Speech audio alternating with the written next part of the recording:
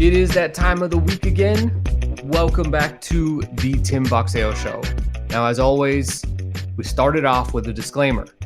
This is not your average boxing podcast. And if you're looking for a discussion on Canelo, this is not the podcast for you.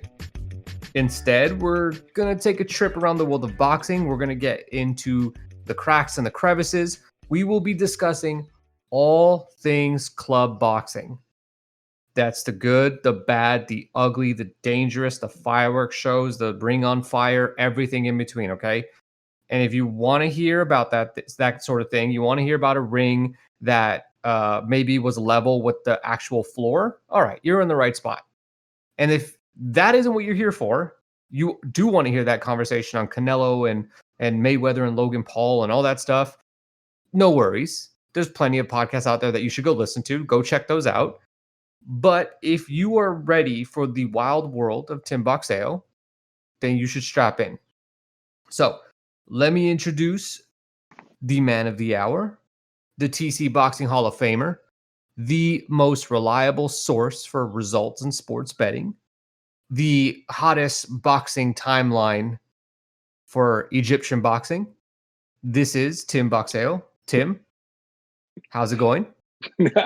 Good, Angelo. It's going great. I always, I guess it's been 3 episodes, but I chuckle hearing you introduce me. It's it's too much, but it's going good. Some good stuff to talk about this week across the world of club boxing, both this past week and the week ahead. Like you said, no Canelo, no Fury Joshua, no Triller. Well, shoot. I have another podcast. We're not trying to talk about that either, right? No Ryan Garcia, just down and dirty club boxing. Yeah. We are going to talk about Kevin though. And I see you put on our little list of topics here, no Kevin. And if you think we're going to get through this podcast without talking about Kevin, you are wrong. I don't know when, but I will inject Kevin and make Tim tell us the story of Kevin. He doesn't want to, though. I'm just going to put that out there. He didn't want to talk about Kevin, but we got to make him talk about it. So just to introduce, my name's Angelo. I'm the host here along with Tim. If you, I'll just be asking the questions here, and Tim's going to go off, and we'll see if I have much work to do here. So this past weekend, we had a pay-per-view. Okay? You all know about, well, I'm assuming you guys all know about Andy Ruiz and Chris Arreola. That was a Fox pay-per-view. It was a lot of fun if you watched it. There was something for everybody, I think, there. But one of the things that you frequently see, at least in the US, and I think a little bit in the UK now, is that we have this rise of pay-per-views and people complain about the cost of pay-per-views. And as somebody who's like, I consider myself a hardcore fan. Now, not hardcore to the level of Tim Boxeo. I'm not about to disrespect you. But as a hardcore fan, I embrace paying for pay-per-views and I don't mind it. And I understand that in order to get the product that I love, it ain't free. You know, until we have 10 million people tuning in to watch fights, this is just the nature of the beast. And if you want to change things up, why don't you go tell your friends to tune in? But I know one person that I have never heard a complaint from when it comes to the cost of boxing. Now, that may change right now. But Tim, you ordered the pay-per-view this past Saturday in addition to more. And so I want to have a conversation with you about, like, you know, we complain about one pay-per-view a month. But what about you? You know, you may order the one pay-per-view that we order, but you're also ordering a lot more. So can you first tell us, like, a little bit about, like, on average, how many pay-per-views there may be around the world in a month? Oh boy. Yeah, so I did buy the pay-per-view this weekend. Ruiz, Areola, mainly for that main event, and then of course, like we talked about last week, the Fundura fight, which I'll never miss a Fundura fight. And that was on the big screen, and I did it. I did. I enjoyed that. But yeah, you know, from weekend to weekend, there's at least it's kind of hard to paint with a broad brush, but at least like 5 to 8, 9, sometimes 10 pay-per-views on a weekend. 10 might be a stretch. So maybe like 5 to 8 independent pay-per-views, subscription pay-per-views Wait, a weekend? a weekend. Yeah. Ranging Uh-huh. from a dollar, Okay. who we saw, I think news hit this weekend or today, right? From Matchroom. Is it Boazzi is going to be fighting our guy from France, Daniel De Los Santos That's not Blanda? my guy. I just want to tell Yeah, everybody that's yeah, not my guy. yeah. Maybe My Tim's guy, guy.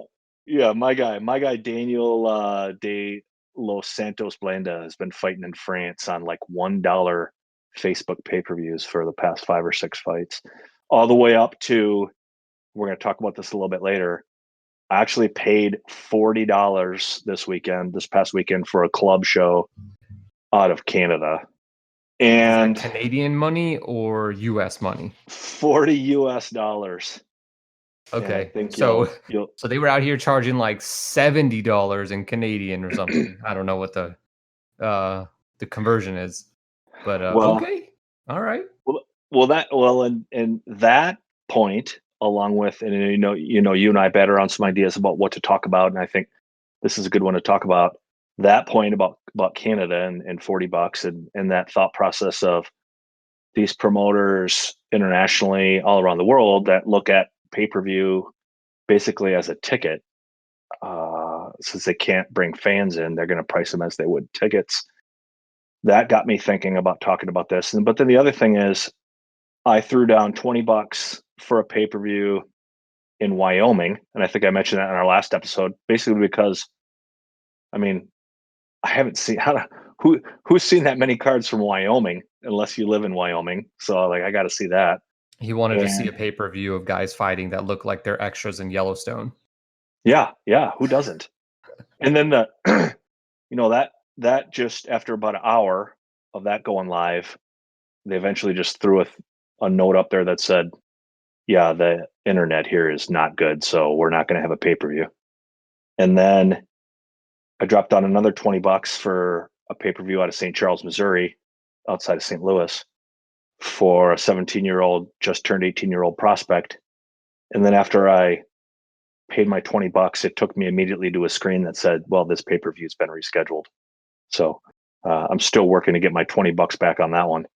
But that's an occurrence that happens, and I'm talking about the 10 to $20 down the drain about every other weekend, to be frank. So yeah, this will be an interesting conversation.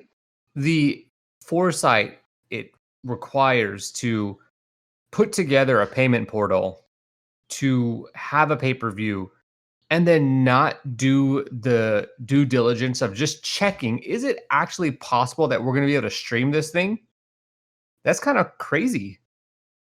Well, and I won't mention any names to protect the guilty, but this it happens all the time. I mean, actually, I think we talked about it last episode of Papua New Guinea. Mhm. They charge $10, which quite frankly is, for an independent pay-per-view, I feel like is a pretty reasonable price. Right. I'm willing to put down $10. But that played like, like flashcards from a 60s cartoon. And it that type of thing happens all the time. I mean, literally almost, I would say 2 to 3, 4 times a month. You're gonna pay money for an independent pay-per-view, meaning not Facebook, not YouTube, not like an established video streaming platform, but these platforms that are promoters on a small scale are popping up all over the place. That kind of stuff happens all the time. I think with the rise of like good internet basically everywhere, although not in Wyoming apparently. Or no, actually, yeah, not in Wyoming apparently. But with the rise of like faster internet, and then like it's so easy to record and stream. I mean, anybody can go live on Facebook or Instagram or something. That the I think the what's the word I'm looking for here? The ability, I guess, to just put on a pay-per-view, the barrier to entry is what I'm trying to say, is just so much lower than it was like 10 years ago, 15 years ago, where like you needed like a satellite dish in order to work all that out. Right. Yeah, no, totally. And like you mentioned, I don't understand. I mean, you've got established platforms, so like Facebook and YouTube. So why not start there and give your customers a reliable product?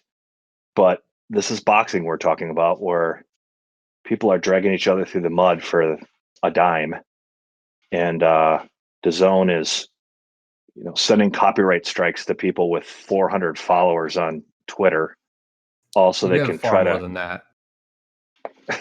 Well, I'm not the only one, but trying to grab a quarter uh, for ad revenue on a replay they might show on YouTube. It's it's not surprising that independent boxing promoters are trying to all start their own streaming platforms, and for the most part, it's not going very well. Why not? Well, the promotion of them usually is pretty poor in finding them. I You know you and you're talking I, about like on social media and stuff, right?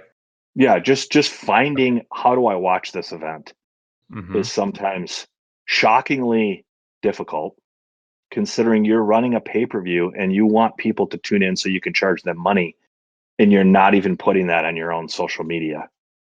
Um, Sometimes that happens because, of course, they want to sell. Now that we're putting fans back in the seats, obviously they want to put as many fans in the seats they can before they announce a pay-per-view. But that's kind of an antiquated model too. It's like, it's 2021. I mean, at this point, I think you'd agree with this. Boxing fans expect the ability to see what they want to see. I mean, maybe not, maybe I'm the only one that wanted to see boxing in Wyoming, but for most of this other stuff, it's just the expectation is that it's going to be streamed. Well, that there will be some possible way. I mean, the world has shrunk so much over the course of the last 20 years. Like the world your kids are growing up is not the one you did in terms of like you have the ability to easily talk to literally anybody in the world. If you wanted to talk to a promoter from Big Punch, you do that.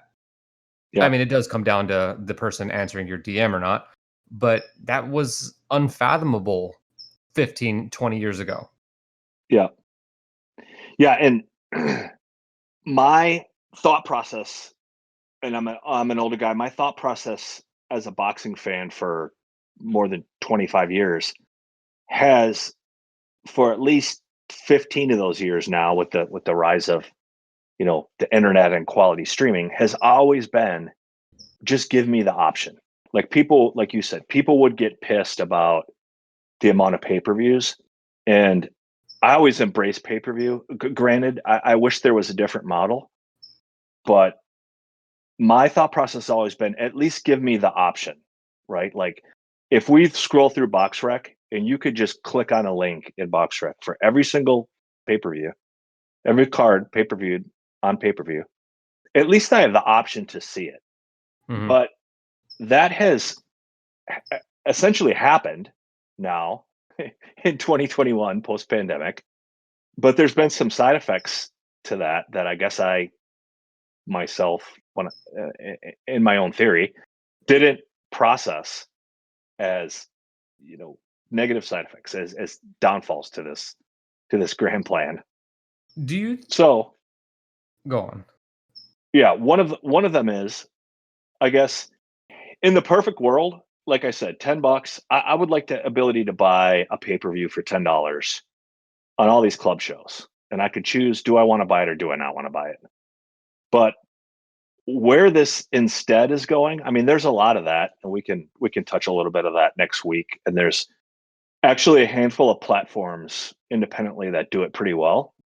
Usually everyone thinks about Fight TV, that was just bought by Triller, and that made some big news.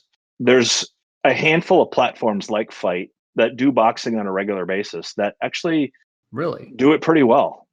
Good quality stream, graphics, all that. But what's happened instead is this model that we live in for the other media that we consume, where we need a subscription to Amazon, Hulu, Netflix, Peacock, I mean, you name the next media outlet that's putting out a monthly subscription platform across the world. That model is exploding in boxing, and I didn't see that coming. See, it's just like I'm trying to think like, is it feasible for somebody to come around and say, like, we're just gonna take over all this club level stuff. We're gonna charge people $10, $15 a month, and they're gonna get access to all of our club shows. And like the hurdle that I see is like, well, how do you guarantee you get a stream out of all of these places? Does that mean Right, you have to send somebody with their iPhones over there? By the way, how far away are we from like recording fights with iPhones everywhere? I don't know. right. But I've just looked at my phone and the recording capabilities of like 4K 60 FPS, and like it is like pretty crazy how good it looks. But like, would that like, is it going to make money? That's the question. Yep. No, I know, and I'm shocked that well, and maybe some of these won't be around very long because, like I said, the promotion of them has been pretty poor in general. But I mean, back to what I said a minute ago. I mean, the challenge is, I mean, you know as well as I do. You know better than I do because I don't pay much attention to the politics of boxing, the interpromotional rivalries, and all that stuff. You know, people always ask me, and you know, you've joked about it before. Is like, do I watch Ruiz, Areola? You know, am I going to watch Canelo, Billy Joe Saunders? And of course I do. I love that stuff, right? Mayweather was one of my favorite boxers and is one of my favorite fighters of all time. But I just remove myself from all. I pay zero attention to all the politics of boxing each and every week. Someone asked me about a fight the other day that's like the end of May, first part of June. And I'm like, I don't even look past the current week. I just look at the current week, see what I'm excited to watch, and I literally don't pay attention to anything else. And it's actually a very freeing way to consume. But I guess a long way to say I mean, people within boxing are just constantly fighting for the same dollar. Yeah. So everyone has to compete for the same dollar in boxing because nobody wants to work together. And it's a tale as old as time. It's always been like that. Unless something drastic happens to the structure of boxing, it'll be like that probably for mine and your lifetime. Probably And exists like that on the club level too. well, yeah, and it probably even more so on the club level because it's so geographically based, where it's literally like the Wild West, where everyone has their own geography marked out, and this is their turf. And you know, I watch all this stuff, and I know a lot of other people watch it too. I probably just tweet more than everybody else, but there's a lot of people that watch this stuff, and and some people that buy it regularly. But I don't know if there's any demand for someone to come in and you know purchase all this stuff up and make it all run through one spot for a monthly fee. I don't know. I don't know if that's a sustainable business model. I wouldn't be. I I'm in it every single weekend, and I wouldn't be putting the very little money I have in the bank down on trying to consolidate all that. Play a, but let me throw a few high points at you Hmm. because I've got, and you can see in the show notes if you want. I've got like 15 or so line items here from all around the country Hmm. of places that charge a monthly subscription fee to consume their country's boxing content or their area's boxing content to the tune of, and I'm including DAZN and ESPN Plus on a monthly basis. But when I added it all up, it was just for the monthly subscription fees, $142 a month, and That's not counting pay per views. that's not accounting pay-per-views. No, we're only talking about subscription models, not you know, hey, you want to see you know Shenard Bunch this weekend in Florida, and you can pay $15 to watch it, one-time fee. Uh, Flow Sport. Why is that $30 a month? And that's something that's been around for a long time. Like they've had their own little thing on BoxRec for years. I have never seen any fight on Flow Sport. Yeah, What is this is this? new. People must know. I'm sure a lot of people listening will know about Flow Sport because they have so many different silos and they cover so many different sports. And just a month or two ago, Fight Night Live, that used to operate as a free show on Facebook, Mhm. and mostly did, I shouldn't say mostly, but they did East Coast shows, New York, Boston, and did some good club level shows for free. And then they, during the pandemic, they went to a small subscription model, $5, $10. And then now post pandemic, here in March ish, April-ish, they announced a partnership with Flow Sport where they're going to do 2 shows a month. But of course, like you mentioned, the challenge becomes, and 2 shows a month consistently is not a bad thing to commit to on the club level. The challenge becomes Flow Sport already has a model, subscription model for all the other sports they offer that costs $29.99 a month. So yeah, you get everything else, but it's a lot of amateur sports and stuff that, I don't know. If you're a hardcore club boxing fan, I guess maybe you catch something else in a different level, but that's one of the more expensive options out there. I also remember At getting a press release, something relating to Flow Sport too, not too long ago. Yeah, yeah, that's right. I mean, And even then if you cut this in half, that's still a lot of money. it's a ton of money. And this is, I mean, for me, this is my one vice because we've all got different vices, you know. It's, people, like you said earlier, on a different show, people asking me for a stream for $1 pay-per-view. Can you share that stream with me? Like, dude, spend a buck, but we all choose what we spend our money on. And, it's just, but eventually there's a limit here. I mean, I'm subscribed to a lot of this stuff. So let me just rapid fire. So I do DAZN. I subscribe to DAZN, ESPN Plus, UFC Fight Pass.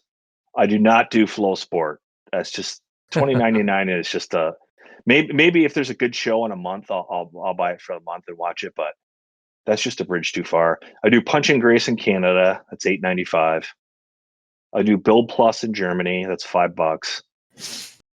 I don't do Fight Nation in France, which is $7, only because they just opened up to the United States. They started out geographically locked just to focus on growing their French subscription base. I subscribe to Proximia in Spain. That's a new one, $12. Boxing Rays in Japan, $10. I do that. And anyone, let me pause here and say, if you have any interest whatsoever, not only in club boxing, but international boxing, I would highly recommend subscribing to Boxing Rays. That's the best $10 a month I spend, bar none, because they do like 4 shows a month out of Japan that you can't see anywhere else. You won't see Asian boxing on Twitter uploading the fights. There's really no way to see them.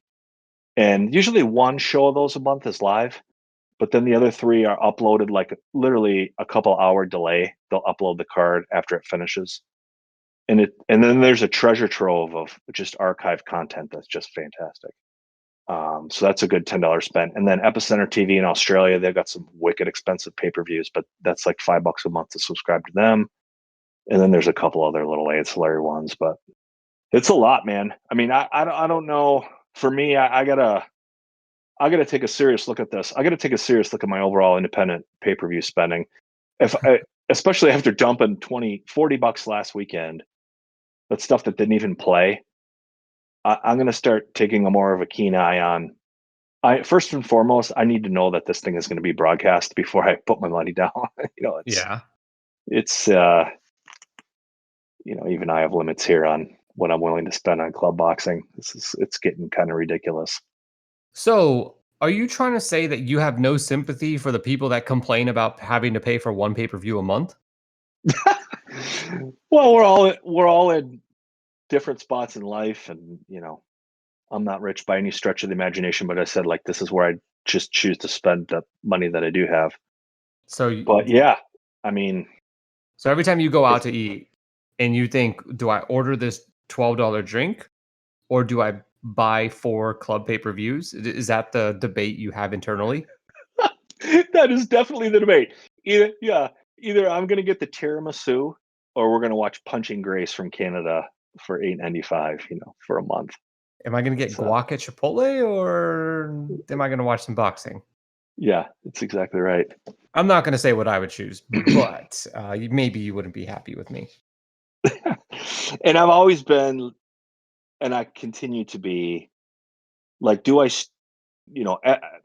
at one time or another, almost every hardcore boxing fan runs across a stream on the internet from a pay site that they shouldn't be watching, right? But for me, and I know for you too, because we both invest in the sport that we love. Like, I pay for all this stuff, but Right. the models are all over the place right now, and it's I don't know. I think we're going to see things change. I mean, this is a drastic change just that's happened, post January 1 because of the pandemic. So a lot of free stuff is ending up in these places. A lot of stuff that never would have been streamed in the first place is ending up in those places, which, like I said at the start of the conversation, and I guess I'll tie a bow on it with this is, this is what I've always hoped for, but now I'm not sure. The ancillary side effects of what I'm looking at right now, I don't think is sustainable for me as a consumer, but we'll see. I It's think there's like just enough free stuff out there to continue to fill my timeline and my itch for club level stuff. it's Then almost like you wanted to drink from the fountain of like free, or well, not freely available, but like boxing that's available for a price. I mean, there's always those times where you say like, yeah, if that was, I'd buy that right now, take my money, right? right, And so the boxing gods rewarded you by turning the water hose on and just spraying it right in your face. yeah, yeah, totally. Uh, all right. Well, I mean, so streaming total looks like it's somewhere in the ballpark of $140 a month, which, give or take a couple of the streaming services, that's two pay per views a month. So, what you're trying to tell everybody is that if you were just a regular, like, boxing fan, like most people, you'd be down for two pay per views a month. That's the takeaway here, guys. That's the podcast. I'm kidding. Well, remember, we haven't even talked about the $50 dropped for a single month on Ruiz and Areola, the $40 in Canada, and then the 220s. So just Oh, off the so top of my head, that's 40, 80. So we're in the $300 range for the month of So May. you think basically a pay per view every weekend, or like two Floyd pay per views a week, or a month? I mean, Yeah. Well, good point. Yeah. So probably upwards of 2 to 3 Floyd pay-per-views a month is what this depending on the shakes out opponent, it to. may be two. Yeah, yeah, could be. Too much. All right, let's get into these. Well, I don't know, the fights of the week. I was about to say story. Let's get into the fights of the week. And by the way, guys, if you have any questions about like these services or anything like that, definitely check the show notes. We're going to put this in there. I don't think we're going to put the links, but if you have heard of Google, you should be able to pop one of these in there and figure out how to subscribe to one of these services. These services, and really all these promoters, should give you a referral link, because I don't think that there's anybody that, because you mentioned this, like how they don't promote. I don't think there's anybody that promotes these things like you do. Well, yeah, I appreciate you saying that. I don't know if I should say this or not. I guess I have received one.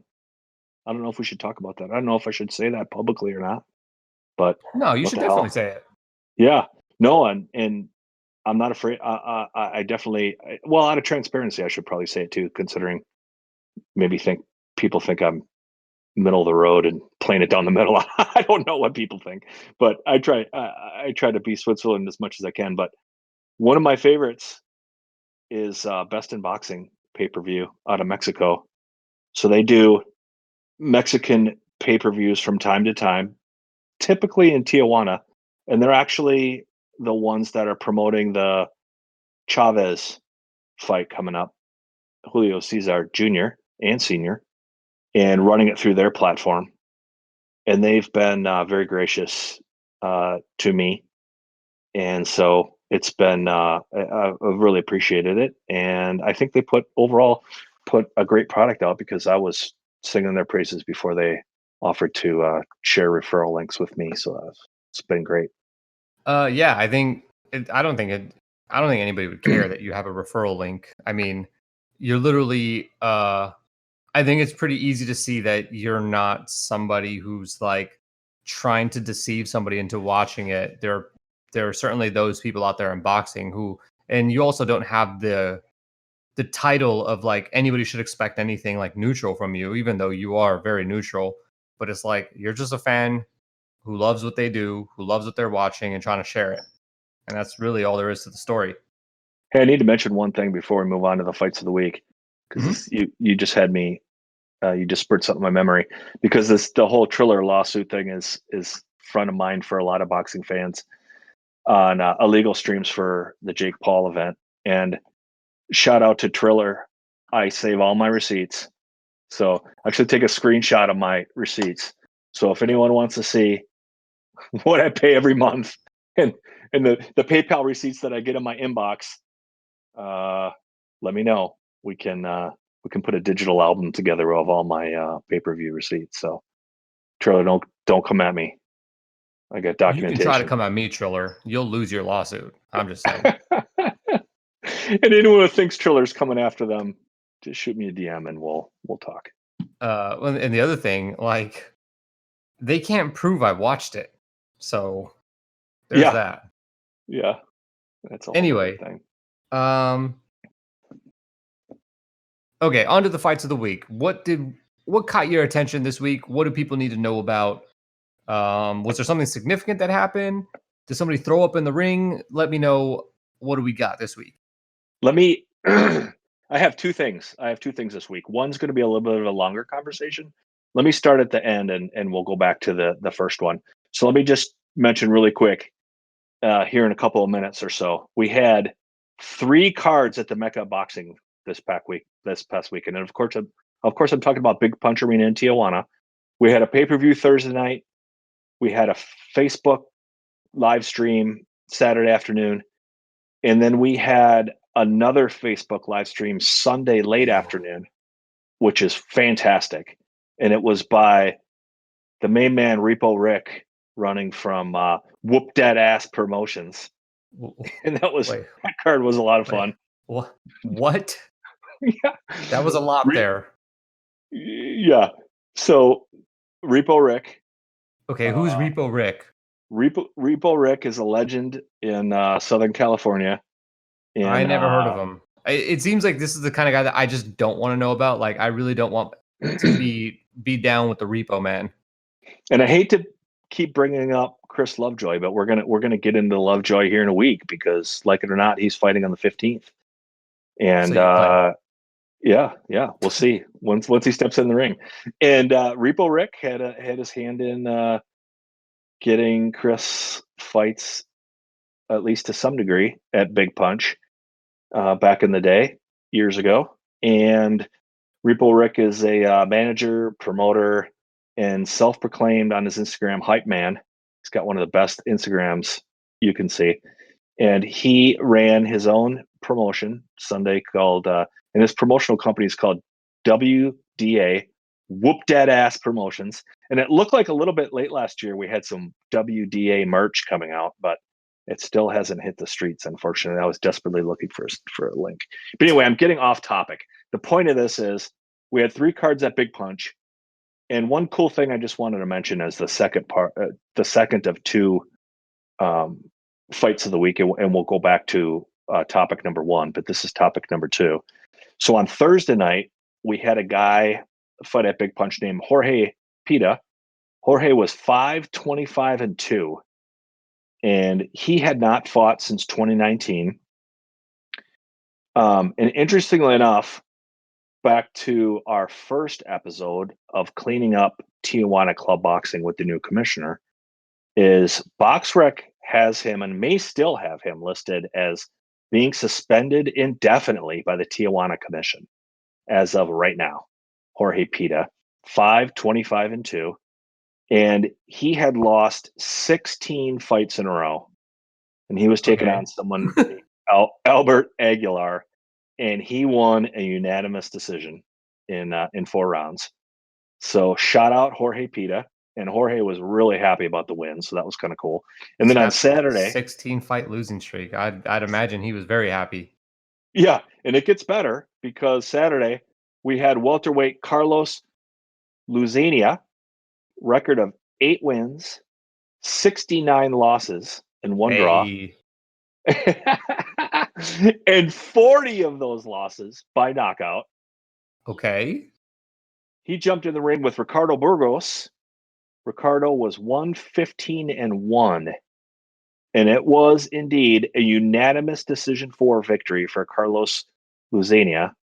And Carlos broke a 19 fight losing streak dating back to 2017. So Carlos has been pretty damn active.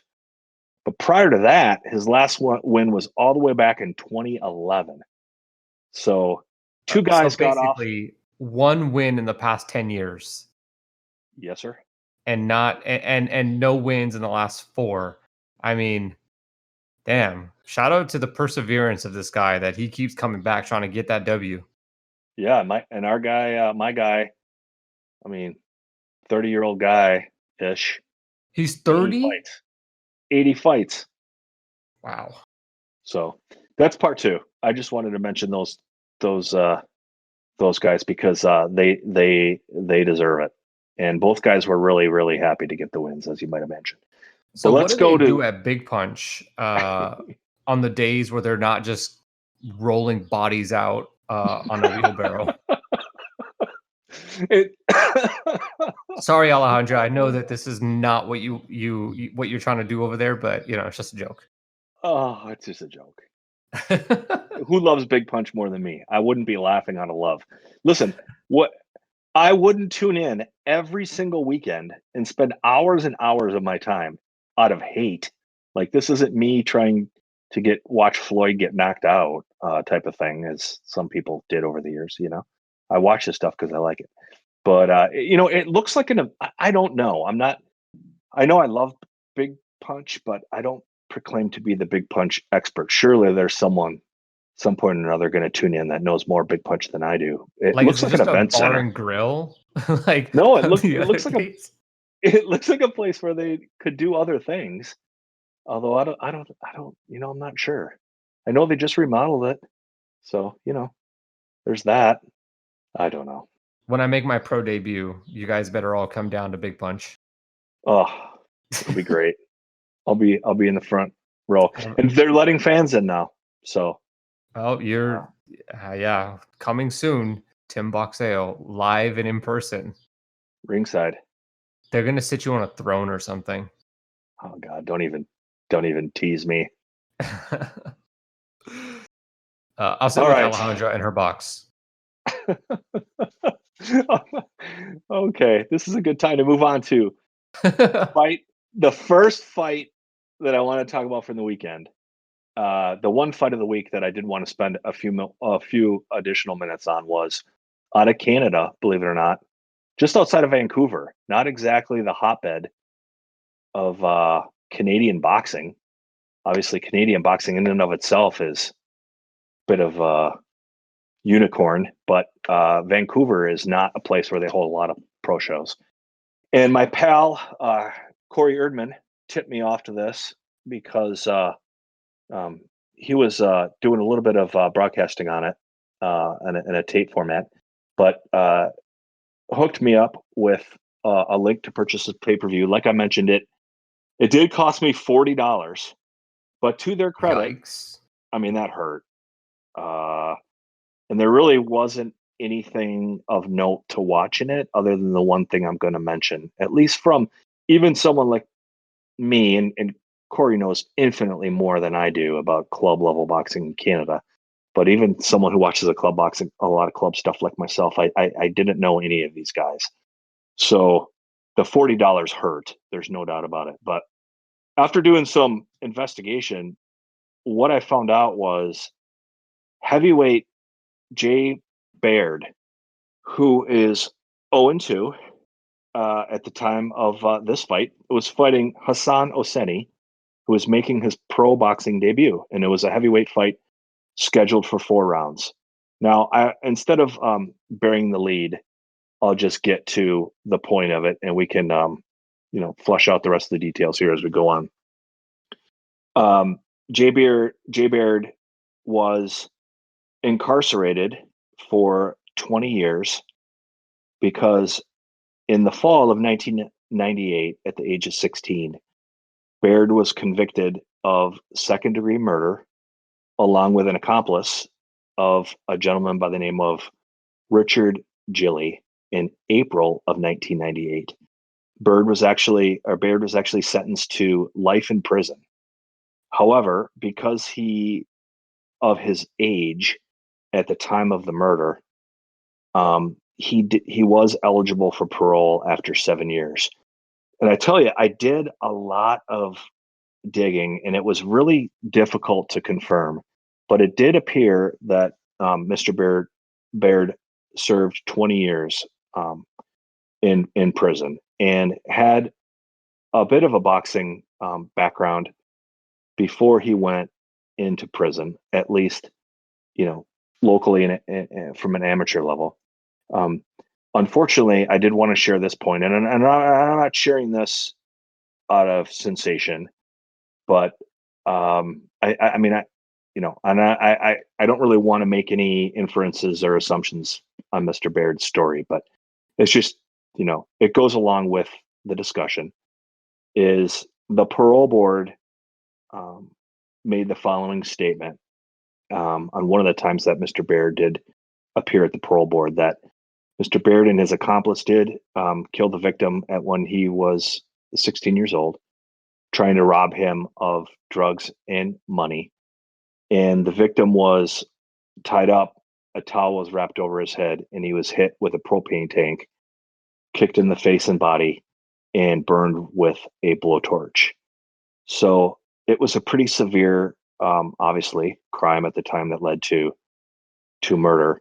And just understanding more of Mr. Baird's background as he grew up prior to this murder conviction, he did have a pretty difficult time as a young man, and probably goes without saying, little to absolutely no, parental guidance along the way.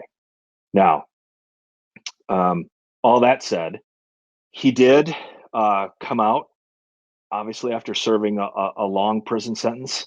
And by all accounts, at least what he and others have written about him through social media and in the local papers in the area, is that he has made every possible attempt to turn his life around and committed to a life of nonviolence. I guess, depending on who's listening, you could make the argument about how boxing fits into that, but through his personal life, a life of nonviolence. Reports that I read did seem to point to the fact that he established himself in someone in the community that lived his life through serving and giving of others, and actually did receive some awards in the short period of time that he's been out of prison for his level of community service, unrelated to anything to do with his conviction.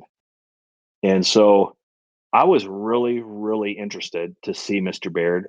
Plus, from a boxing standpoint, the man was a 4-time Canadian national champion and actually won Canadian Golden Gloves as well at an advanced age. So the guy could box a little bit. Like I said, started out his pro career as 0-2. And then the more and more reading I did about it, I was like, well, damn, this is going to be a really good fight, because Hassan Oseni, I had never heard of before, but I started looking a little bit more at him too. And because it says pro boxing debut, and the best I could tell, he's 30-ish, give or take a year or two. Like, well, what has our man, Mr. Oseni, done with his life? Because in the boxing ring, he looked like he knew what he was doing. Well, as it turns out, pretty decorated kickboxer and Muay Thai fighter, even to the extent of headlining Lions Fight is a brand that UFC Fight Pass consistently, a couple times a year, broadcasts with kickboxing and sometimes delve into Muay Thai. But he, Mr. Oseni, has headlined the most recent Lions fight as a kickboxer on UFC Fight Pass, has held some American versions of WBC titles and in kickboxing. So pretty decorated, kickboxer. Obviously, that's kind of a crowded area, but this guy knows his way around a combat sports ring. So I was really, really looking forward to this fight. Was it any good though? I had to take kind of a breath. That was a lot. That was a lot to share. Mhm. Um, but that makes, I think, the overall story, and credit to Mr. Baird, because I tell you what, you want to see, I don't know the guy. I don't know anything other than what's been presented on the internet, but it sure, by all accounts, looks like a hell of a positive man. And it certainly appears he, at least on the surface, that credit to him, he's got his head on straight and moving in the right direction in his life. So just as a human being, I applaud that. So the fight started, to your point, to answer your question, really well. I mean, the first round, I mean, both guys are about, just to give you a little scope, both guys are about 6 feet, pretty well in shape. Both guys are, you would definitely think of them as combat sports fighters. Both been about 6 feet, about around 220 or so. Size wise, look pretty even. And really early though in the first round, Mr. Oseni was really kind of on the front foot and coming forward, pushing Jay Baird back. And towards the end of the first round, it was kind of a mostly uneventful round, but towards the end, Oseni put some punches together, and I thought to myself, "Oh yikes! This. I'm not sure how this is gonna play out here for Jay Bird as this fight goes on." But we start the second round, and Baird comes out. I don't know what happened in the corner, but he came out strong. I mean, he was putting 3, 4, 5 punch combinations together really quick. As the first 10 seconds, 15 seconds of the round started, he must have thrown a good 6 to 8 punches. And right about 15 to 20 seconds into round number two, he put a 1-2 together that dropped Oseni hard on his ass. I mean, right on the seat of his pants. Oseni jumped up pretty quick to regain his composure. It's kind of the opposite of what you see a lot. Oh, yeah, or maybe the other side of the coin of what you see a lot is the guy that just jumps up right away and he's just going to regain his composure on his feet, move around the ring a little bit. And that's what Oseni did. His corner was kind of, signaling to him to, just relax, kind of using their hands to, almost like if you're packing sand in the dirt, up and down, up and down. Hey, just relax, just relax. And Oseni looked over there and smiled. And I thought to myself, oh shit, that's kind of interesting. Here's a combat sports veteran. This probably isn't the first. I don't know a thing about the guy in kickboxing, but my guess is this isn't the first time he's been on the canvas, because he looked over at his corner and smiled. And I thought, now we're going to have a hell of a fight. And up to this point, I was highly entertained. And then the next 30 seconds were fantastic because action resumed and it felt like Baird immediately kind of forgot that golden rule of, there's never a more dangerous fighter than a hurt fighter. And he tried to pounce and he put some punches together again, did land a few. And then there's a slight delay. And Oseni kind of waves Bird in, like, come on, let's get this. And kind of squared up. Not he was an orthodox fighter, kind of squared up, threw a jab, and then followed it right behind with a right hand that absolutely slept Baird. I mean, completely flattened him. And Baird lands flat on his back, legs are straight out, hands are straight out over his head, like someone had just put a steamroller over him. He struggles to his feet, and right near the count of 8, 9, 9-ish, he gets to his feet. The referee waves the fight off, looking into Baird's eyes. And right as he does that, Baird just tumbles halfway across the ring backwards into the ropes. And he fell just right into the ropes where the rope stopped him. Otherwise, he would have fell directly through the ropes and out onto the concrete. And when he was down on his back, he had that traditional boxing look that I think most boxing fans had seen probably most recently. I'm trying to think off the top of my head, maybe like out of Curtis Stevens when their eyes just look all crazy. And it's Mm. like, this guy is seriously hurt. And he was. But the fight was over. KO2 for Oseni. And I'll tell you, back to the nonviolence part of Jay Bird's life that I mentioned there post getting out of incarceration. Very gracious man in defeat. If you're familiar with Muay Thai, I'm not that familiar, other than just kind of around the periphery. Both men kind of got on their hands and knees in front of each other and bowed to each other and out of a sign of respect. And Baird, at least again, looked from my eyes, looked really gracious in defeat. Pretty sad because now he's 0-3. I'm not sure where it goes from here. The guy Big clearly punch. has, yeah, big punch. You know, he's probably a level above Big Punch. I mean, the guy's got some boxing skill. I didn't see his first two fights. The one of them was on a Canadian pay-per-view service. I could probably go back and access. But he's got some talent. Unfortunately, he's 30, I think 39 years old now. So maybe he could move along and train some folks up in his. I think he lives in Nova Scotia. But What it a was a hell of a fight. juxtaposition, though. Somebody who's now committed to a life of nonviolence, but is still boxing professionally.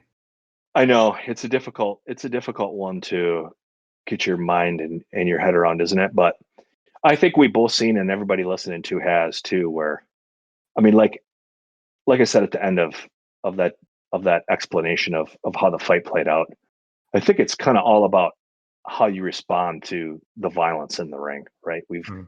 We've seen many examples too, fighters that just respond poorly to violence inside the ring.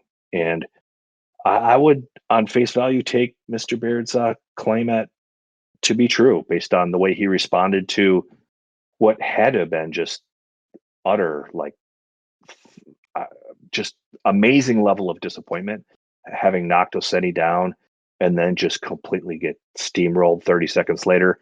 And his response to that was, nothing but calm and respect for his opponent, and everything you would hope to see. So it was a hell of an event. I'm glad I watched it. Yeah, that's a crazy story that where, kind of went full circle there. Now, we have to move on to, did anything happen this weekend that was a little out of the ordinary? Maybe unsafe, maybe comical? That's a rhetorical question, isn't it? I mean, because the answer to that is always yes. When we're talking about these level of cards, there is no other answer to that than yes. And this one, I have never seen before. This is something that I have never seen, and it just made it so great. And you mentioned Egyptian boxing at the top of our broadcast, and Friday we had a show streamed live and free on YouTube. And they've been pretty consistent out of Egypt, this particular promotional outfit, streaming every other month, every 3 months, and provide some good entertainment. And this particular card provided that as well. And this was one of the main reasons why.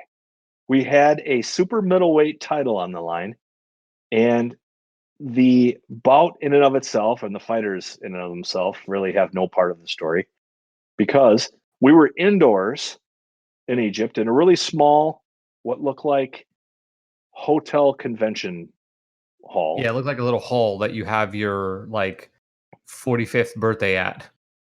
Yeah, but not the Marriott, right? More like the Courtyard. Well, not even more like the Fairfield Inn or Hampton Inn convention hall.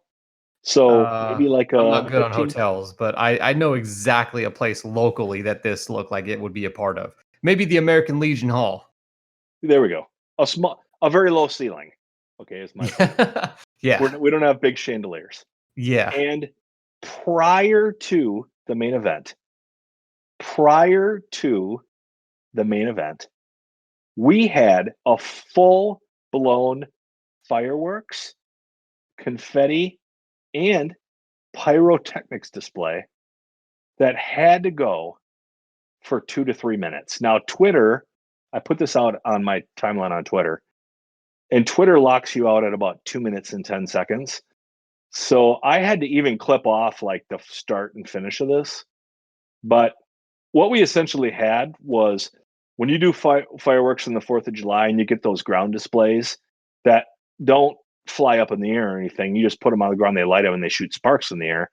We had 3 of those on each side of the ring of commercial professional level.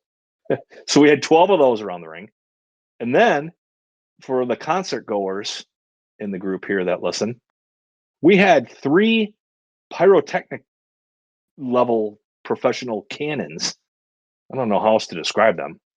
Like if you think of a Kiss concert from heavy metal days back in the 80s, where you see big explosions of fire, we had 3 of those on each side of the ring. And we were firing off confetti in the air. And to take it one step further, those ground displays that I talked about at the beginning, we had one of those attached to each ring post. And this is where the whole story comes to a halt is, and I guess this was possible and by how I described it to start with the small convention hall. But yes, at least one of the ring posts started on fire from the fireworks display.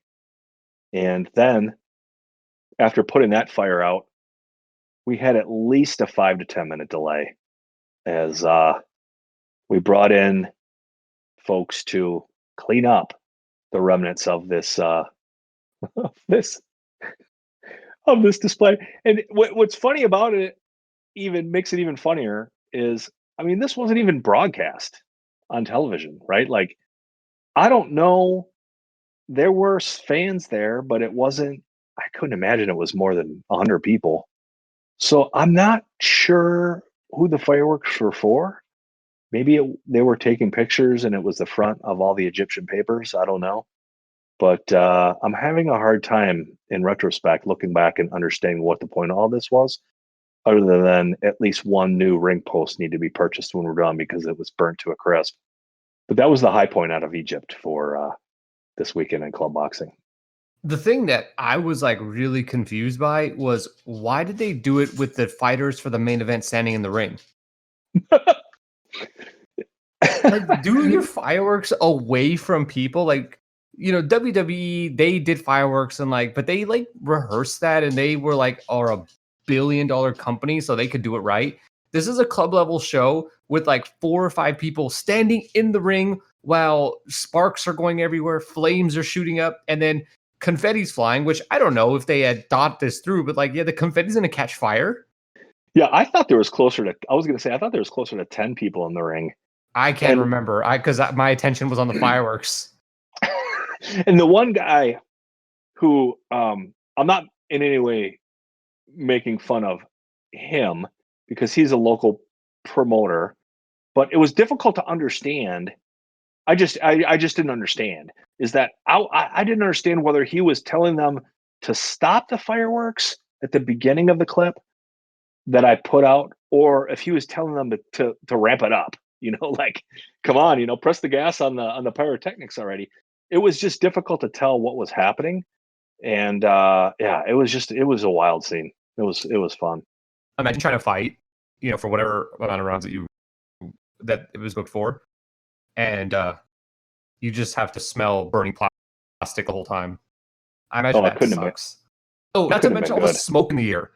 Because remember, the ceilings were low, so all that smoke from the fireworks, you know the smoke from fireworks after, like that was just still lingering in the air. Like, ugh, man. Oh, it was. You could definitely see a difference in the video and the pictures from the start to the main event in the ring from the boxing. There's no doubt about it. Yeah. See, good stuff. What's the Repo guy's name again? Repo Rick, is it? Repo Rick. Yeah, Repo Rick would never do something like this. No, he's past that. Like, I That's thought it was kindergarten level to Repo Rick. because one of the guys is standing with like a shirt on and the other guy doesn't have a shirt on. So when I first looked, I'm like, oh, okay, this is after the fight where they've decided before they read the because the referee was holding both fighters' hands.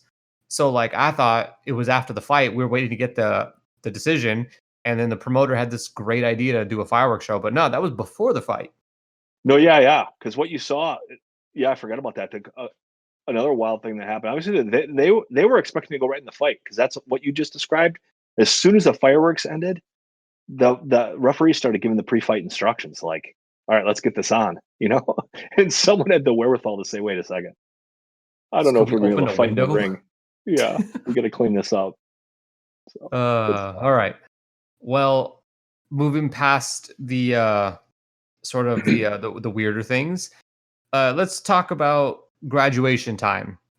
And that doesn't necessarily mean that these guys are graduating to like, big time cards because you were telling me before we started recording, not every week somebody's gonna like look ready for the next level.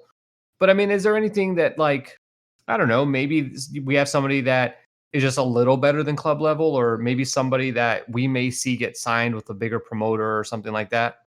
Yeah, for sure. And one of the things as we were talking about that before we started recording, one of the things that came across my mind was like, eventually I'm going to get to some. If we narrow it to just graduation time, people are going to look these fighters up and be like, this Tim dude doesn't know what the hell he's doing. That guy's never going to be on Showbox. So it's like, listen, there's levels to this stuff, obviously, and there will be guys that we'll talk about. But and this particular week, I think one of the neat things that we can highlight is, what potential top prospect maybe was operating a little under the radar.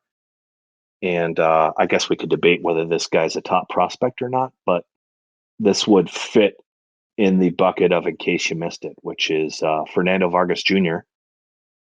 fought at, of course, Big Punch in Tijuana on Saturday. Fernando was 2-0 with 2 knockouts at the time, and he moved to 3-0 with 3 knockouts, very unsurprisingly. Scored a knockdown halfway through the first round and then finished it pretty cleanly in the second. And he was the main event. They threw a walkout bout after that at Big Punch, but Fernando Jr. was, in fact, the main event. He beat someone named Jorge Miguel Zavala, who was at the time for 13-2. And it was a middleweight bout at Big Punch. Now, went back and did some more reading because it kind of all blended together for me, but maybe some folks listening know more about this than me. But Vargas, 24 years old, Vargas Jr., apparently narrowly missed a spot in the U.S. Olympic team. I guess I don't know much about that story, and depending on who wrote it, I guess we could define the word narrowly, right? But not a lot of amateur background for Fernando Vargas Jr. I want to say he only had in the neighborhood of 20 amateur fights ish. The exact number is probably not terribly important, but not that much of an amateur background. One of his younger brothers, Amato, who made his professional debut in January, a little more amateur experience than Fernando Jr. I think he's got like 40 or 50 amateur fights under his belt.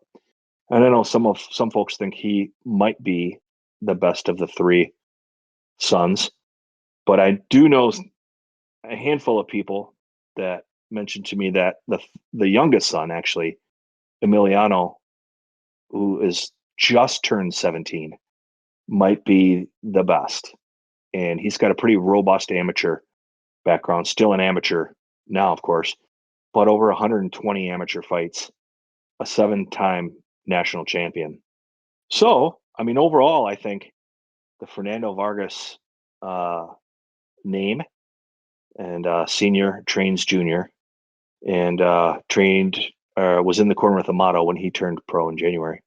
For sure, as a big role in his son's youngest son's background too. So should be pretty interesting going forward. I think we'll see a lot of the Vargases. And just wanted to mention that Fernando Vargas Jr. did, in fact, make his first appearance at Big Punch Arena. He's 24. Just want to throw that out there as like, I mean, maybe I'm being a little mean here, but that's a little old to be fighting at Big Punch as a prospect at 3-0. I'm curious what the story is as to why it is that it's kind of late in the game for him in terms of prospects. Like, obviously, 24 is still very young. Those of you who are 24 or younger, you are still young. You are a baby. But we've seen plenty of world champions before the age of 24. So I'm just curious what the story there might be. Do you know? No, I don't. I don't know. I want to say he got in boxing late. Hmm, I probably. guess that's probably stating the obvious, but turned pro after not that many amateur fights. But I don't know more about the story. No. All right. Well, we'll leave it there. I'm sure we're going to be mentioning him again. I mean, I imagine he's going to get popular pretty quickly due to the name attached to him. All right. Maybe my favorite part of the podcast every week. Do you got a name for us of somebody who, when we say his name, people are going to be like, damn, that is a name I have not heard in a long time. And they are still fighting. Who do we have this week? We've got two. I'm going to slip by the first one relatively quick, and I'll tell you why. The first one, and you brought this to my attention before we started recording, is which can only be described as Dan Raphael's love child, Joel Julio. And that's the reason why I'm going to skip by it pretty quick, is because some people, well, actually, Joel Julio. Let me start over. Joel Julio is fighting on the undercard in Russia, which will be on ESPN Plus in the States, starting at about 10 a.m. Eastern Time, US time. And it appears he's either going to be in the co-feature or the one of the main supporting bouts, depending on how that card's laid out. But amazingly, he's still fighting. 36 years old, Colombian. Almost, I'd say 100% of the people probably know of Julio. But the reason why I was going to skip by him pretty quick is because he actually just fought in August of last year that, at least on my timeline, seemed to get a lot of play, because I know Dan noticed it and was tweeting about it a little bit, but he lost a unanimous decision in Berlin. And it was wide, man. I mean, I'm looking at the scores now, and the one judge that scored at 190 was right. And unfortunately for Wait, you said 100 to 90. I think you said 190, like 190. And I was like, wow, okay. He lost I that mean, bad. it could have been. Imagine Joel Julio, for everyone that's seen him. If you have not seen him fight in the last, since 2014, when he really kind of officially retired, he had a 2018 fight along the way. But just imagine the 2012 version of coming forward and throwing bombs. He's still in eating shots on the way in. What I saw last August was come forward, don't throw bombs, and eat shots coming in. So we're probably going to see more of the same of that on Friday this week. But the guy I wanted to spend just a touch more time on was, and the reason is he retired so long ago, and then I think his one comeback fight kind of flew under the radar, and I'd be surprised if anyone even knew he fought, which is Tavares, depending on how you want to say it, Thundercloud. Quite frankly, for me, one of my favorite light heavyweight, cruiserweight fighters back in the kind of late 2000s, early 2010s, former world champion, IBF world champion. Got beat by Bernard Hopkins. Yep. Took a lot. Actually, that's the fight he lost his belt in, actually. Yeah. But 39 years old. Frighteningly enough, last November he did fight in Daytona Beach and won a club level TKO 3 against someone named Ryan Soft, who was 4-11. Perfect.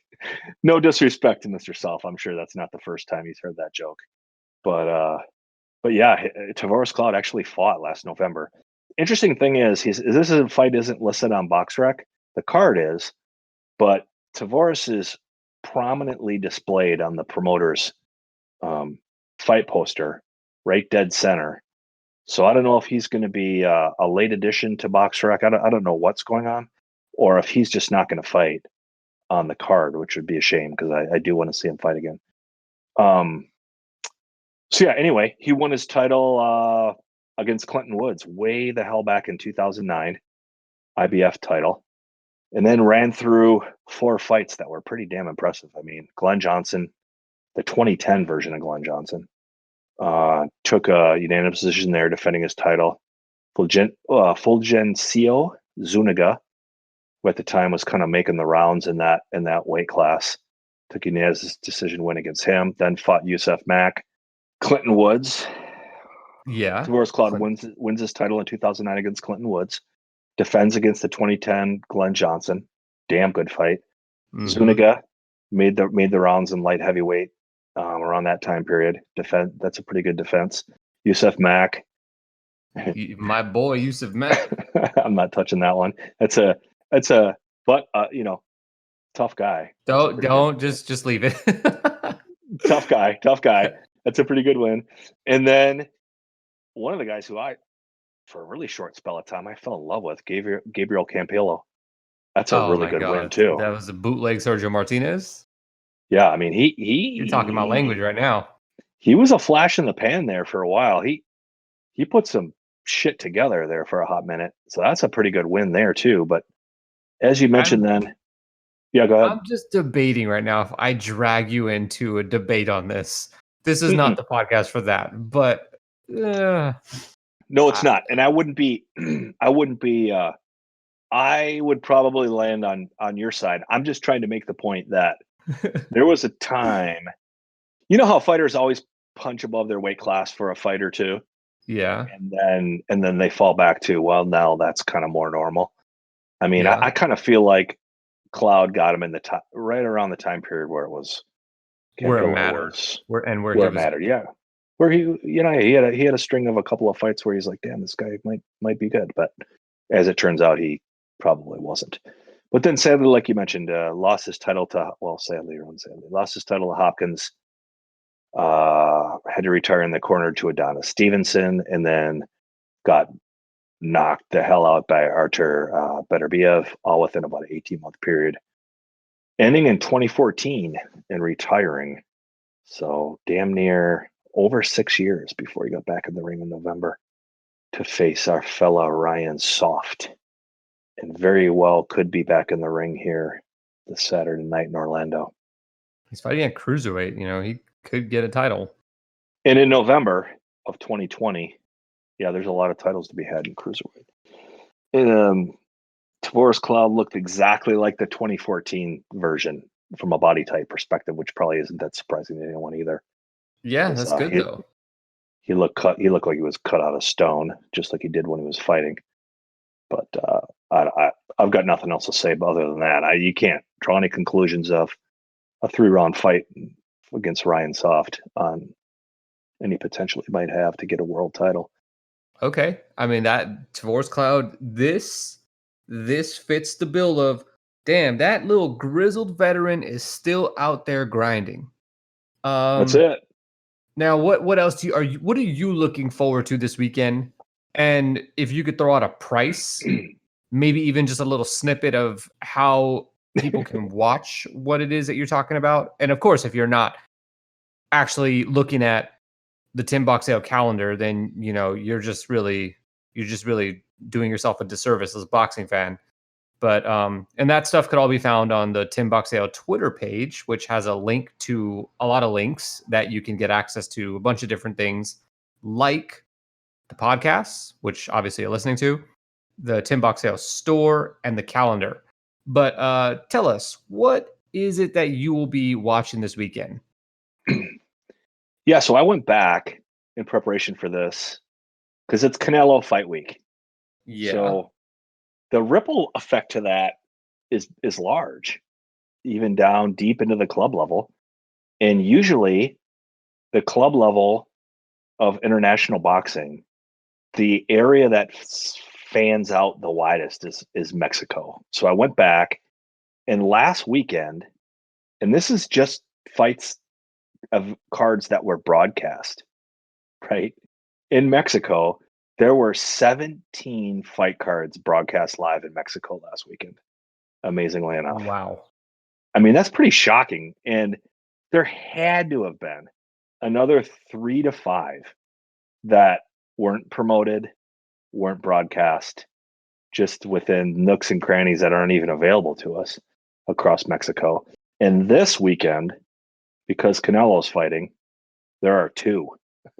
So that'll give you some scope on how Canelo affects even the breadth of club level boxing all across the world. And just to extend even further, the overall fight, platter for both Friday and Saturday is pretty thin relative to last weekend. Nonetheless, there's 3 things I'll just mention really quick. One, kind of interesting in coming out of Spain, 22-year-old Samuel Molina, a lightweight, who I've been pretty impressed with, 15-0, taking on not the best of opponents, unfortunately. 39-year-old warhorse, someone named Villarreal Simeone. I'm not I've seen him fight a couple otherwise. of times. Yeah, I was gonna say, on the surface, like I'm not, I don't know that guy, but then when you click on his box rec and take a look, yeah, Lash fought, lost TKO to Shakur Stevenson, Which fought says a Dennis lot about Barancak. Simeon's durability. Yeah, that was a quick one. Down 3 times in round 1, unfortunately. Fought Dennis Barancak his last time out, who I love just for nothing else for his ring entrances. But Samuel Molina is someone who's kind of interesting. 20, like I said, 22 years old. He's a young guy. Had kind of a wild fight in December of 2019, where he won by TKO. But I guess the fight isn't wild, but just slipped under the radar. And if maybe I should search this in Spanish, because in English I couldn't find a thing about it other than it lists on BoxRec that Molina was actually tested positive for a banned substance, so that was changed to a no contest. But all the Hmm. pressers leading up to this fight here this weekend, no mention whatsoever of any tests for a positive substance.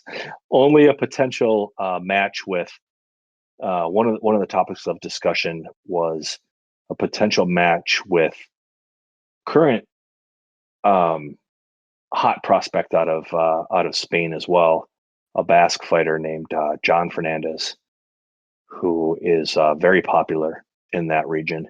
Really? And He got smoked when he was on Showbox. John did, yeah. Yeah. I don't remember that fight, but it was I'm looking at it now. You must remember it was looks like a pretty wide unanimous decision versus, is that against Oshaki Foster? Yeah, I believe that's who it was. I Let's thought have a that John Fernandez was gonna be a little decent or something like that, and it turns out that he was not. yeah. Both guys are pretty aggressive fighters. That'd be a fun fight. I'd love to see that. Anyway, you can watch that. Samuel Molina. Actually, it's a $12 monthly subscription to one of the subscription sites that I mentioned earlier, and it'll be in the show notes. It's called Proximia, and the broadcasts are actually really pretty crystal clear graphics, the whole 9 yards. It's a good broadcast, and they run 2 shows a month, so it's worth it. I mean, it's $12. You get to see 2 cards. Be worth your $12. And then so that's one. I'm kind of looking forward to that. That'll be interesting. And then the one that I'm looking forward to the most is number 2, and I've got a third one real quick for you. But number 2 is Boston Boxing, who I've gained an affinity for, and the reason why, quite frankly, is because they're a really popular promotional outfit in the Boston, New Hampshire area, and ones that on a club level do really, really well for themselves pre-pandemic in ticket sales. Like they pack the Hmm. house, rowdy fans, the kind of place where you think to yourself, if I want to go see a club show, where am I going to go knock down a handful of beers with some buddies and just have a hell of a good time and see some Right. knockouts, and they put on shows like that. And so they've never really streamed their shows live consistently, but the pandemic changed all that, obviously. And they've been showing their cards on YouTube. In full transparency, their cards have been, and I think the promoter would probably agree with this, just trying to keep some of their guys busy. The quality of fights may even be on the lower end of club shows. So if you're expecting to see, I mean, it's similar to some of the stuff in Big Punch, but then there's been some good knockouts. There's been some good 4-round fights too mixed in there, but just overall free on YouTube, good entertainment, nice crisp stream. It's just been something that I've enjoyed to watch on a club level as they've been pretty consistent. So So I'm as you're really looking talking forward right to that. now, I was looking at the card and I clicked on one of the dudes who's fighting on the card, Laquan Lewis. And so I looked at his resume. So I'm looking at the resume on Mhm. BoxRec and I see like he's fought this dude named Robert Bricks twice. So I clicked on Robert Bricks's profile and it just made me laugh out loud what I saw. So Oh, why did you do that to me? It made me do the same thing. Yeah, yeah, if that doesn't yeah. make you want to watch this card, although I don't think Robert Bricks is going to be on the card. Actually, no, I take that back. Wait, is he on the card? Hold on. Hold on. I think Robert Bricks is on the card. He is on the card. He's second one Oh my on. God. Robert Bricks is in one of the, I don't know how BoxRec ranks these, but it's second from the top. So maybe that means it's good. And I'm just gonna say, I want to state this for the record, Mr. Bricks, and I'm speaking directly to Mr. Bricks at this point. 35 years old, has fought 5 times as a professional boxer. May not be the best boxer in the world, but based on his BoxRec picture, this isn't a guy I want to be sending me DMs on Twitter. And Mr. Bricks, I'm not making fun of you. Okay, just to make it clear, you fought 5 times as a pro. I fought 0. Plus, you look like you could kick my ass based on your BoxRec picture. So, um, it's just, it's just if you're not prepared to click on your picture, sir, it just looks kind of funny. That's all. No, But what you can tell is this dude probably eats like nuts and screws and stuff for breakfast because exactly, even though he hasn't won a fight yet, like he's always going deep into fights. Like this yeah, dude is there at least to go rounds. yeah, This ain't a yeah. guy from Big Punch that's like on a 19 fight knockout losing streak. No, that's the other thing I like about Boston boxing is they throw these big cards, right? Jesus, how many fights are on here? Got to be 15 fights. Yeah, this is deep. And they don't mess around, man. And that's the other cool thing. If you haven't watched club level boxing before, this would be a good one to tune into because it's like I said, it's free on YouTube. It'll be on a nice platform, nice clear stream, and they roll them in, man. I mean, there's no DAZN, ESPN Plus. They barely get the last dude's blood off the canvas, and someone else is walking in the ring. So it's just They got the hardcore, wheelbarrow consistent. ready. The wheelbarrow ready. Yep, hardcore, consistent boxing, man. They just keep rolling them in.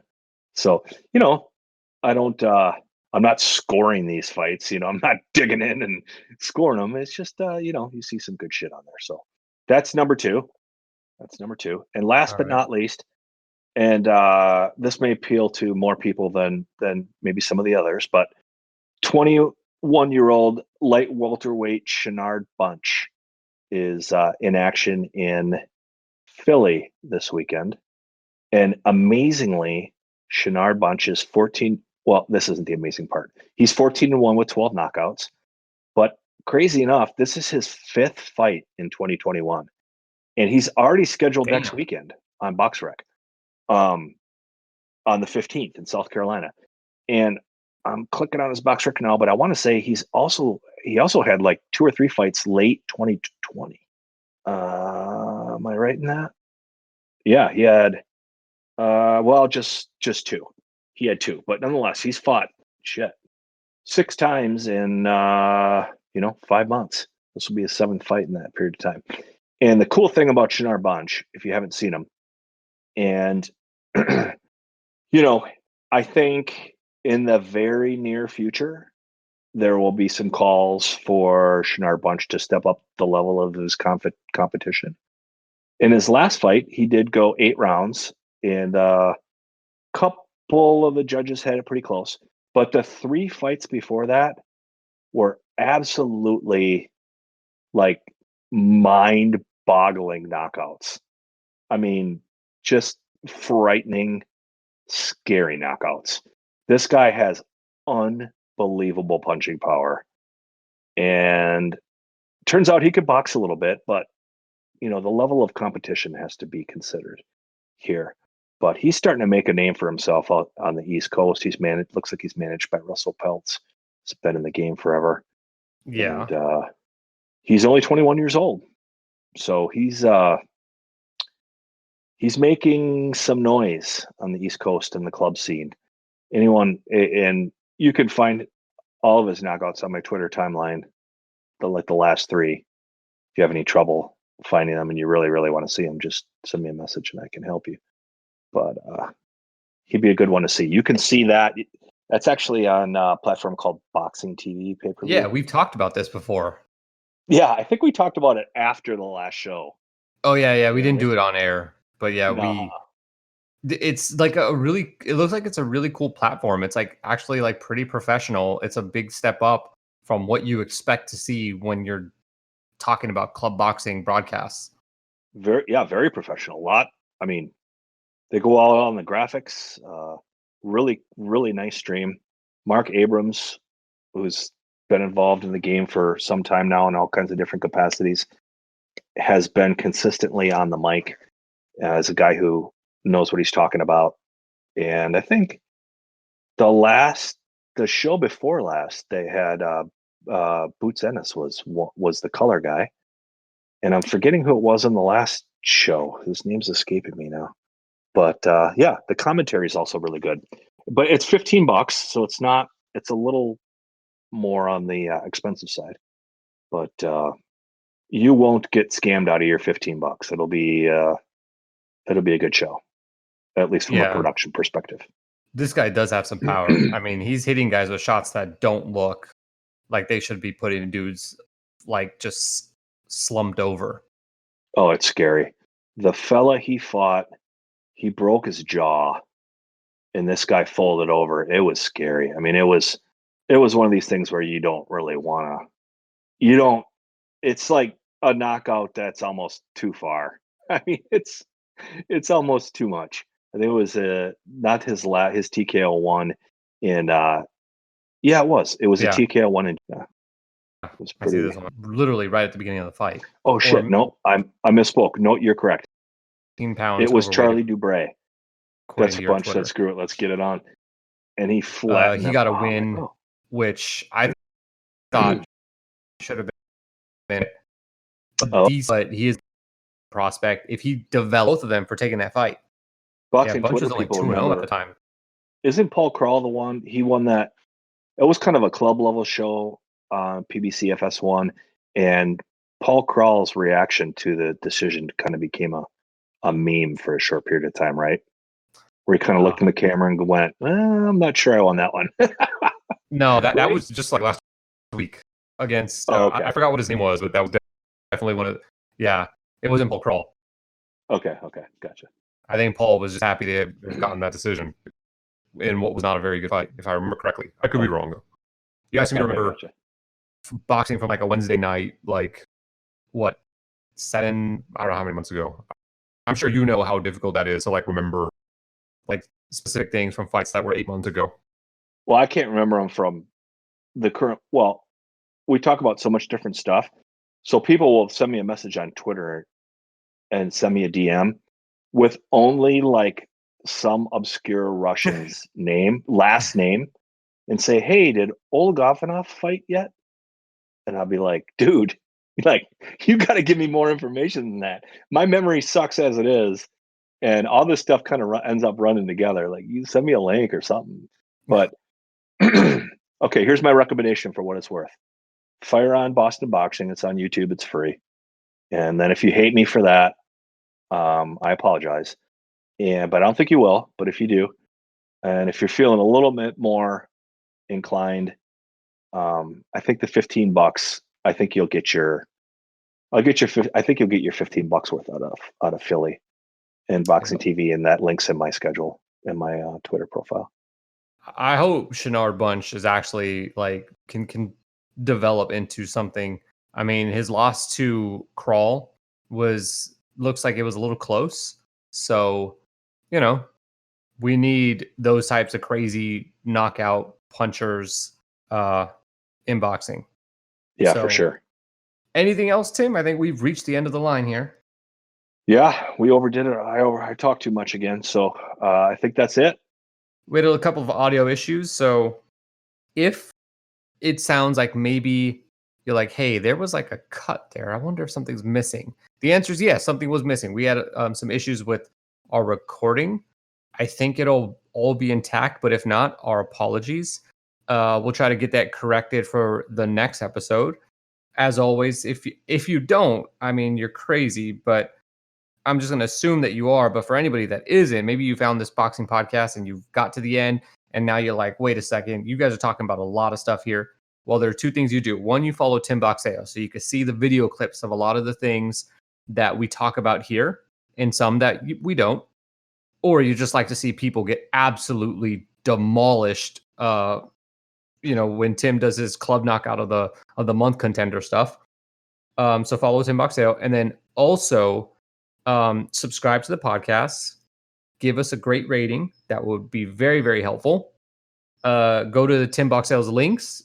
Check out the calendar. Copy some stuff over, maybe. See what you want to put into your calendar. Am I leaving anything out? Oh, you have a Discord server, by the way. We should plug as well. Yeah. Come on over to Discord. We're just kind of a slow burn over there, but like you mentioned, the people that have listened to the podcast, taking the time to download it, we've got a handful of ratings so far. It's been really, really nice of people to do that. We really, really, really appreciate it. Thanks for taking time out of your week to listen to us ramble about some of the more obscure things out there. Thank you so much. Yeah. Your Discord is also a place to find out. I don't know if you posted this on your Twitter. I don't remember seeing it, but like even more stuff that like I wouldn't have even thought of. Like Sonny Fredrickson fought this past weekend, I think. He did. That was a hell of a fight. And you may remember that he just fought Alex Saucedo like last summer. I had no clue he was fighting. It's still not on BoxRec, so that I thought was pretty cool when I checked in today. So that's all, guys. I hope you guys enjoyed this. As always, Tim Boxeo, that is the Twitter @. And if you have any feedback, anything like that, you're more than welcome to send it over to him and he'll forward it along and we will get together and we will work on whatever it is that we got to work on. All right. So thank you so much for listening and we will be back next week.